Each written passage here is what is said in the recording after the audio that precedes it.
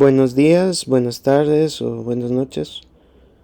Eh, Voy a hablar primero como un estudiante de didáctica de la física y luego ya pasaré a hablar o a tomar el papel de profesor con el periodo de clase como tal que voy a dar. Entonces, ahora como estudiante de física, de didáctica de la física voy a explicar bajo qué contexto voy a dar esta clase.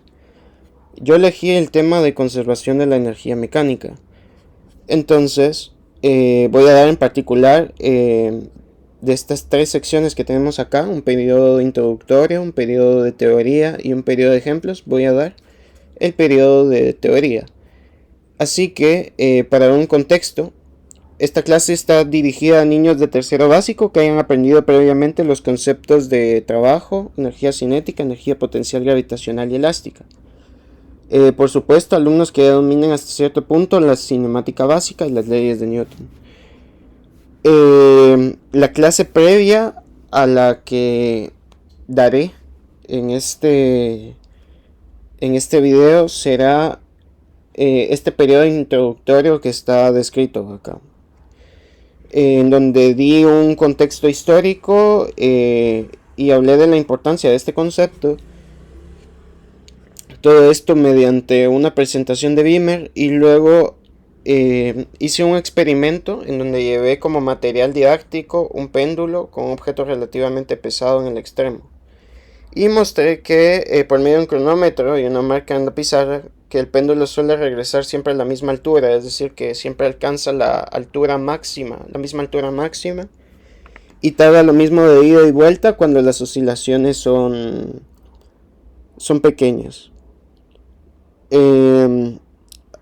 Entonces intenté dar una introducción al concepto de conservación de la energía mecánica mediante estas propiedades del péndulo y asocié esas propiedades a la conservación mediante los conceptos ya explicados previamente, ¿no? De clases aún más anteriores, ¿no? a estas, de energía cinética y energía potencial. Entonces ya ahora tomando el papel de profesor y tomando esto en cuenta, voy a hablar de la clase como tal, la clase que voy a dar hoy. Y es la parte teórica, ¿no? Entonces, bueno, voy a hablar de la conservación de la energía y qué es la conservación de la energía. Entonces,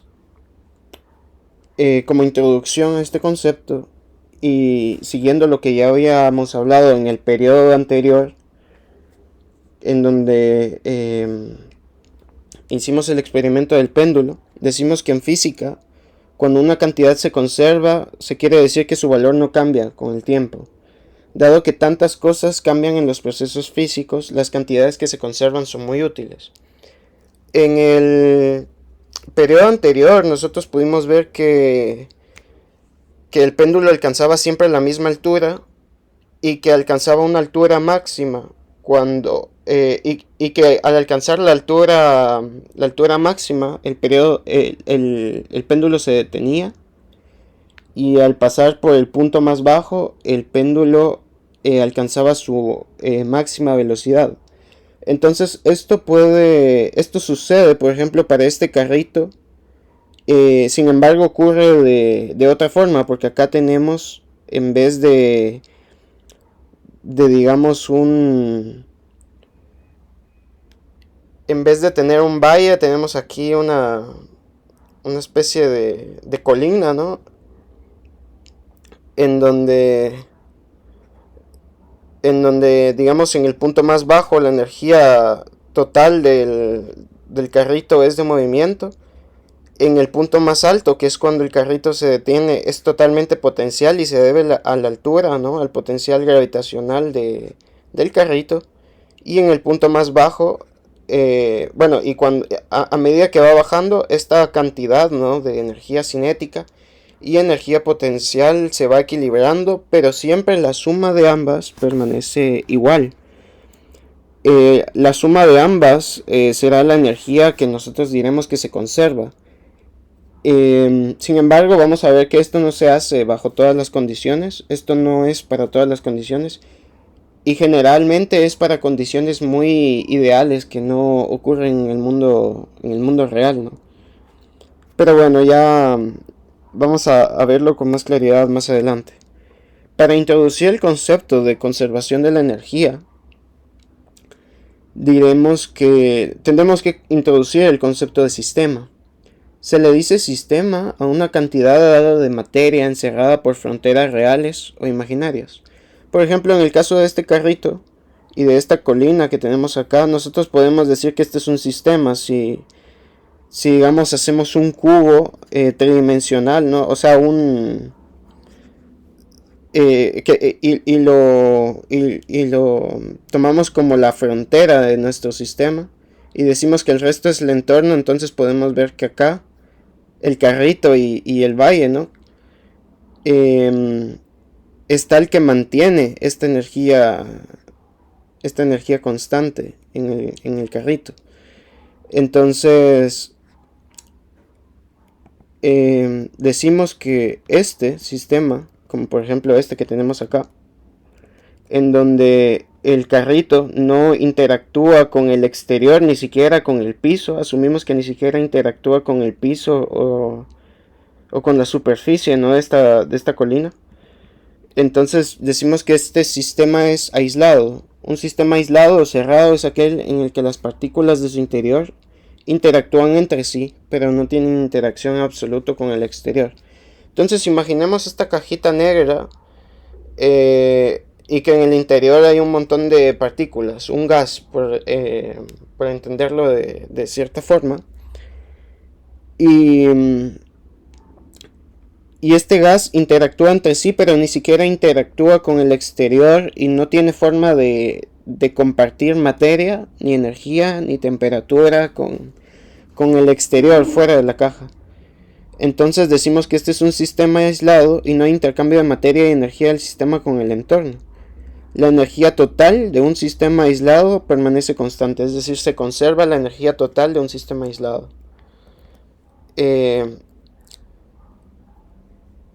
Entonces vamos a este concepto también, que es muy importante, que es la transformación de la energía. En un sistema aislado la energía podría convertirse de una forma a otra, pero la cantidad total de todas las formas de energía es constante, la suma de todas ellas. Si regresamos al ejemplo de nuestro carrito o recordamos el experimento que hicimos con el péndulo, podemos decir que la suma de la energía potencial y la energía cinética siempre era constante. Por ejemplo, acá vemos que la energía es totalmente cinética, acá la energía es totalmente potencial, y acá la suma de estas dos es igual a la cantidad total de energía que tenemos acá y a la cantidad total de energía que tenemos acá. Entonces, vamos a también a introducir este concepto que es la energía mecánica. La energía mecánica es la suma de la energía cinética, la energía debida al movimiento y la energía potencial. La energía almacenada debido a la posición o configuración de un objeto o sistema. La energía mecánica es igual a la suma de la energía potencial más la energía cinética. Entonces, en el caso de nuestro péndulo, en el experimento, o en el caso de este carrito, lo que se conserva es la energía mecánica total, ¿no? Para una sola partícula de masa m, la energía cinética es igual a un medio de la masa por su velocidad al cuadrado. Recordemos ejemplos de energía potencial, como puede ser la energía potencial gravitacional, U igual a mgy para y a la altura. Recordemos también que cuando hablamos de la energía potencial gravitacional, dijimos que esta dependía de nuestro sistema de referencia cero, es decir, de donde nosotros considerábamos cero la energía potencial gravitacional. ya sea en el piso o a 1 metro de altura o algo por el estilo. Entonces la energía potencial gravitacional siempre va a depender de esto, de nuestro sistema de referencia cero, ¿no? De nuestro nivel de referencia cero. Y la energía elástica, que también fue un ejemplo que vimos, que es la asociada a un resorte, a la elongación de un resorte, ¿no? Que es un medio de la constante del resorte por su elongación al cuadrado. Entonces, ¿en qué casos se conserva nuestra energía mecánica?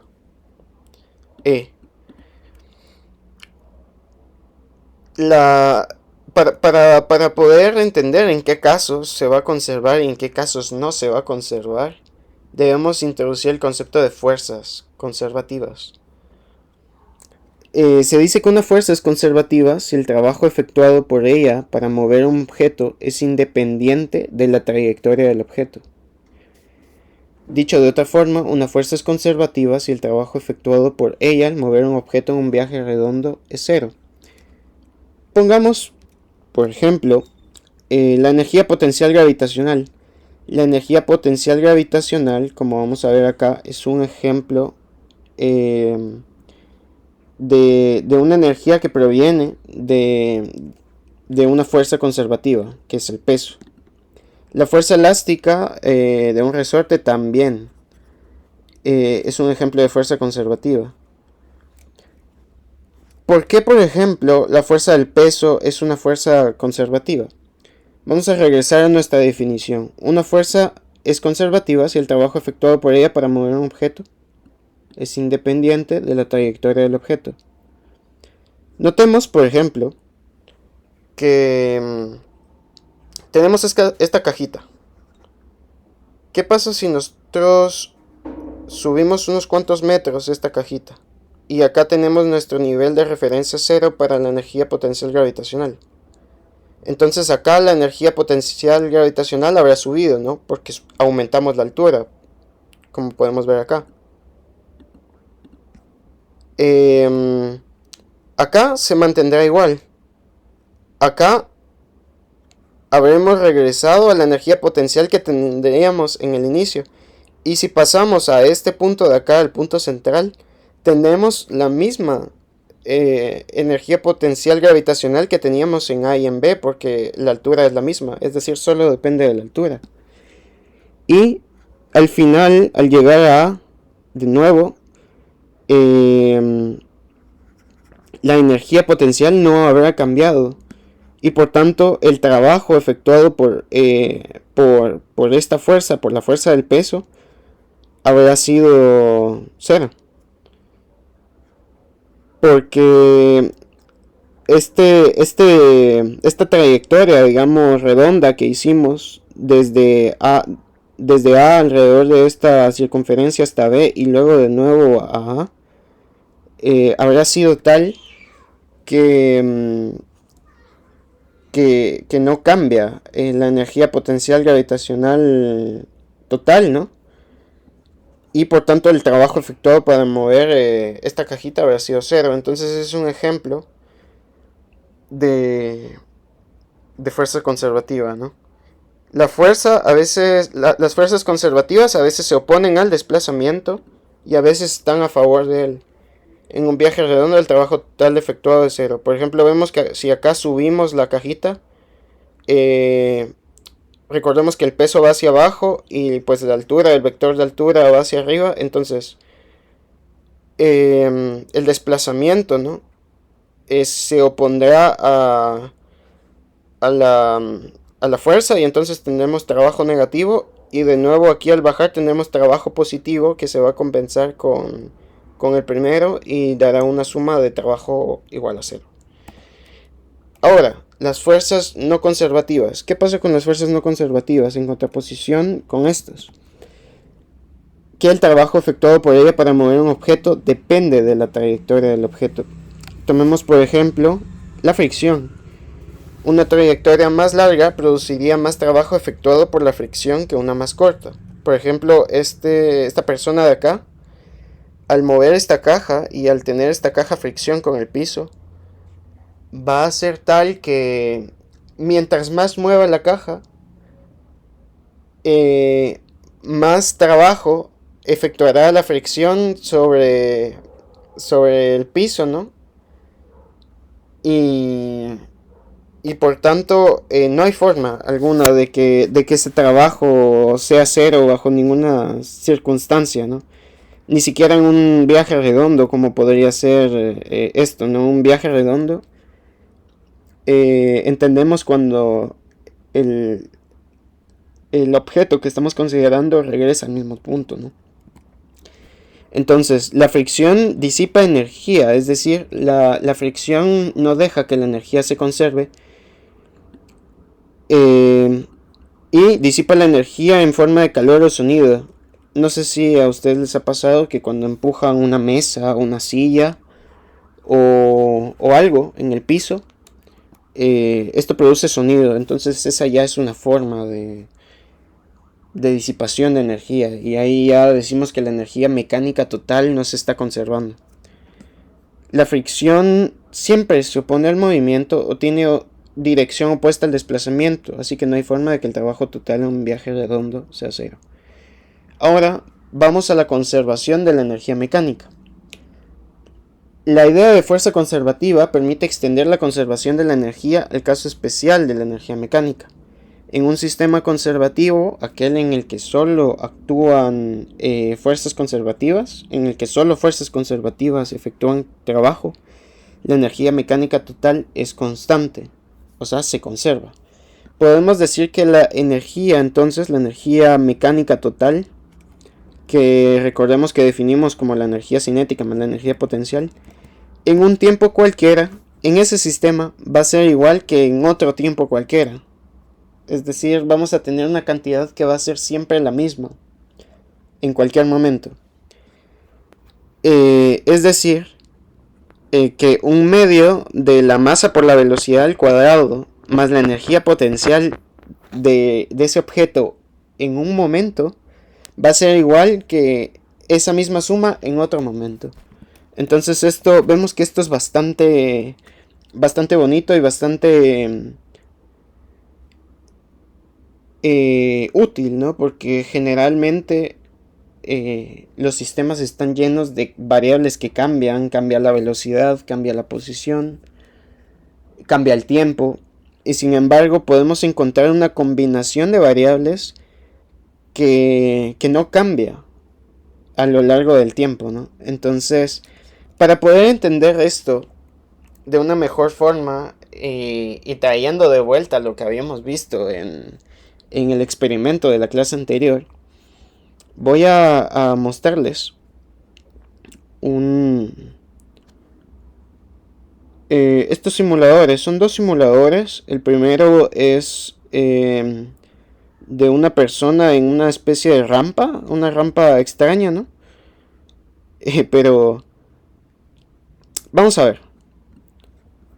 Este experimento de acá nos muestra, este simulador de acá, perdón, es capaz de mostrarnos esta barrita de acá que nos dará la energía cinética, esta barrita de acá que nos dará la energía potencial, esta barra de acá que nos dice la energía que se disipa en caso de que actúen fuerzas no conservativas, y acá la energía mecánica total. Entonces, digamos de que esta patinadora de acá decide empezar su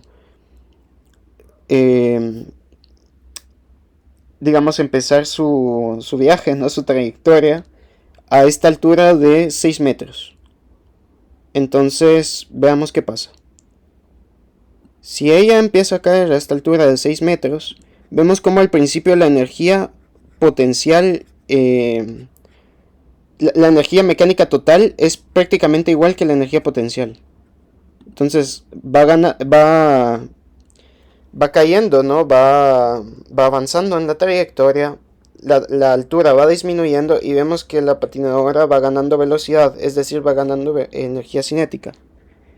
Llega un punto en el que estas energías pueden llegar a ser incluso la misma, Pero recordemos que la suma de las dos siempre va a ser igual a la energía mecánica total, siempre y cuando no actúen fuerzas no conservativas. En este caso decimos que la fricción es 0. Aquí podemos verlo, que está definido de esa forma, ¿no? En nuestro simulador, en esta parte de acá. Entonces, siguiendo con nuestra animación, acá, que alcanza un mínimo, podríamos decir, de altura en esta sección de la rampa, la energía cinética es muy alta y la energía potencial es muy pequeña, porque la energía potencial depende de la altura, ¿no? Y entonces disminuimos la altura. Pero podemos ver que aún así la suma de estas dos energías sigue siendo igual a la energía mecánica total. Acá vuelve a subir y la energía mecánica total disminuye. Vemos como hay un intercambio, hay una transformación de un tipo de energía a otra. Y sin embargo la suma de las dos sigue siendo igual. Sigue siendo la misma en cualquier momento. Acá este punto es importantísimo, porque la altura es 0. La altura de la patinadora es 0, es decir, su energía potencial es 0. Y vemos que acá la energía cinética es igual a la energía mecánica total. ¿Por qué? Porque si vemos nosotros esta ecuación de acá y hacemos la energía potencial 0, ¿no? Vemos que solo nos queda energía cinética. Entonces decimos que acá podemos ver de que acá la energía... Perdón, acá el objeto alcanza su máxima velocidad cuando la energía potencial gravitacional es 0, ¿no? Entonces acá la patinadora alcanza su máxima velocidad y luego conforme va subiendo de nuevo va frenándose, ¿no? Va la energía cinética disminuyendo y la energía potencial llega a ser de nuevo igual a la energía mecánica total y alcanzamos la misma altura que alcanzamos al inicio del camino, ¿no? Que es esta altura de 6 metros. Y vamos a acelerarlo un poco. Vemos como acá la energía es máxima. Y acá vuelve a los 6 metros. Y acá vuelve, ¿no? A los 6 metros. Y recordemos que esto es muy parecido a lo que nosotros vimos en el experimento de la clase anterior del péndulo, en donde siempre alcanzábamos la misma, en donde siempre el péndulo alcanzaba la misma altura, ¿no? Entonces, ahora, ¿qué pasa si metemos fricción? Vamos a subir acá la fricción. Y vamos a hacer que la patinadora empiece desde la misma altura. Notamos acá que la energía potencial es igual a la energía mecánica total, ¿no? Porque acá la velocidad es 0 para la patinadora. Y ahora vemos como aquí la energía térmica, que es la energía que se va disipando por la fricción, va haciendo que la patinadora se frene. Y al final la patinadora se frena, algo que no pasa cuando no hay fricción. Y al final la energía disipada es igual a la energía mecánica total, o sea que se pierde toda la energía, ya sea en forma de sonido o en forma de calor, ¿no? Que nosotros podemos decir, en verdad se disipa calor al tener, por ejemplo, contacto de la patineta con el piso, y la verdad es que sí, pero es algo muy difícil de detectar, digamos intuitivamente, ¿no? Entonces hay muchas formas hay muchos métodos sofisticados, ¿no? Para poder demostrar que en verdad se pierde la energía en forma de sonido y en forma de calor, ¿no? Vamos a hacerlo acá otra vez, digamos en el otro extremo, ¿no? Ahí. Bueno, vamos a hacerlo de nuevo acá, pero tal vez desde una altura de 4 metros, por ejemplo. Entonces vemos otra vez cómo se va disipando, ¿no? La energía, y al final la energía térmica total, la energía disipada total, digámoslo así, es igual a la energía mecánica total. Ahora, ¿qué pasa cuando no hay fricción? Que es el caso donde se conserva la energía mecánica. Entonces soltamos acá la patinadora en 4 metros de altura. Y la patinadora llega de nuevo a 4 metros de altura del otro lado. Y luego acá a 4 metros de altura, etcétera. De hecho, este es el principio por el cual es el principio esencial por el que funcionan eh, las las montañas rusas, ¿no? ¿Qué hacen las montañas rusas? Llevarnos a una altura muy alta para luego soltarnos y que toda la energía potencial que nosotros ganamos en lo alto de la montaña rusa se convierta en velocidad, ¿no? En energía cinética, en movimiento, que es lo que va a mantener la emoción, ¿no? de la montaña rusa. Entonces, es lo que tenemos acá. Y acá tengo un péndulo. Y vemos que esto es prácticamente lo mismo que el otro. Es básicamente la versión simulación de lo que hicimos en la clase anterior. Notemos que si no hay fricción, la energía... Bueno, vamos a ponerlo en cámara lenta. Por ejemplo, acá se detiene. Se detiene. Acá alcanza la misma altura de nuevo. Acá alcanza la misma altura de nuevo y así se mantiene permanentemente, ¿no? En cambio, si actúa una fuerza no conservativa, como puede ser la fricción, ¿qué es lo que va a pasar? Que al igual que como pasó con la patinadora, el, el péndulo irá frenándose poco a poco. No sé si aquí ya lo logramos notar, pero ya a la altura ya vemos que las oscilaciones son cada vez más pequeñas. Son cada vez más pequeñas. Eh, Vemos que acá ya no llega este hilo, ¿no? A la marca inicial. Y bueno, vamos a continuar con la clase mientras dejo esta simulación y cuando regresemos dentro de un momento vamos a ver si ya se ha detenido este péndulo, ¿no? En donde actúa la fricción. Entonces, vamos a seguir con un ejemplo de todo esto que hemos aprendido hoy y es una lata que cae. Supongamos que un pintor en un andamio deja caer una lata de pintura de 1.5 kilogramos desde una altura de 6 metros. ¿Con qué rapidez llegará la lata al suelo? Es decir, ¿qué rapidez tendrá la lata justo antes de llegar al piso? Aquí la resistencia del aire es insignificante. ¿Por qué es importante este dato, que la resistencia del aire sea insignificante? Porque como puede suceder con el péndulo o como puede suceder con la patinadora y digamos el asfalto, es que la resistencia del aire ejerce una fuerza no conservativa sobre el sistema. Entonces si nosotros despreciamos la resistencia del aire, aseguramos que solo actúan fuerzas conservativas en nuestro sistema y por lo tanto podemos usar la conservación de la energía mecánica.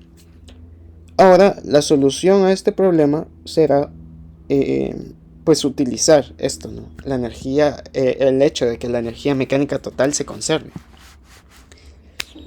Entonces, veamos que al inicio, ¿no? Analicemos esto.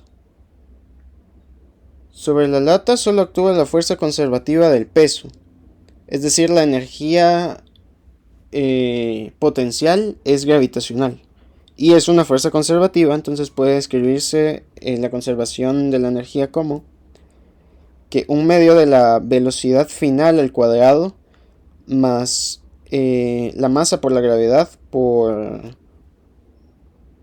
la altura final sea igual a un medio de la masa por la velocidad inicial al cuadrado más la masa por la gravedad por la altura inicial.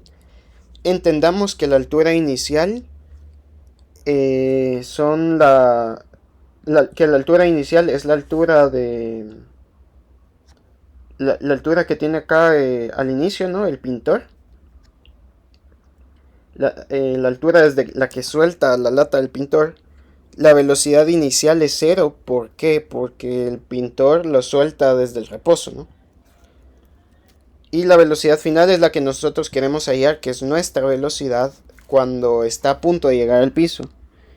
Y vamos a tomar que nuestra altura final, es decir, nuestra altura del piso, sea cero, ¿no? Entonces eso es lo que tenemos acá. La velocidad inicial es cero y la altura final es cero. Así que nuestra ecuación de conservación se reduce a esto de acá, haciendo cero esto de acá y esto de acá. Y entonces vemos que nuestra velocidad final es igual a 2 veces la gravedad, la raíz de 2 veces la gravedad por la altura inicial, es decir, los 6 metros, ¿no? A la que estaba la lata inicialmente. Y tenemos que la velocidad final, es decir, la velocidad con la que está a punto de llegar con la que llegará la lata al suelo, ¿no? Es de 10.8 metros sobre segundo. Bueno, la introducción al siguiente tema. Los sistemas completamente conservativos no existen. Siempre hay alguna forma de disipación de la energía, como vimos en nuestros simuladores, ¿no? Ya sea por fricción, resistencia del aire u otros factores. Por eso es importante estudiarlos. Si un sistema conservativo cumple que el cambio en la energía en dos tiempos distintos es igual a cero, ¿qué cumplirá un sistema que incluye fuerzas no conservativas? Es decir, ¿a qué será esta diferencia? Eso lo vamos a ver en la siguiente clase. Y vamos a ver que esta diferencia está relacionada con el trabajo que ejercen las fuerzas no conservativas. Entonces, bueno, vamos a ver si nuestro péndulo ya se detuvo. Bueno, vemos que ya se está deteniendo muy lento en realidad. Vamos a ver si hay una forma de aumentar la fricción. Supongamos de que hay más fricción. Bueno, aquí se detiene casi que instantáneamente cuando aumentamos la fricción al máximo, ¿no? Entonces, bueno, esa es una forma de demostrar, ¿no? Que la energía, que cuando actúan fuerzas no conservativas, entonces la energía no se conserva y el sistema no es de movimiento perpetuo, se llama, ¿no? Acá en estas tablitas, en estas tablitas, en estas gráficas, en estas columnas de acá podemos ver que la energía total disipada es igual a la energía total al final, ¿no? Y al inicio la energía total es igual a la energía potencial o de movimiento, pero poco a poco se va disipando. Y bueno, eso es todo por la clase de hoy, ¿no? Espero que les haya gustado y que hayan entendido el tema. Así que muchas gracias por su atención y acá tengo las referencias que usé para esta presentación. Gracias.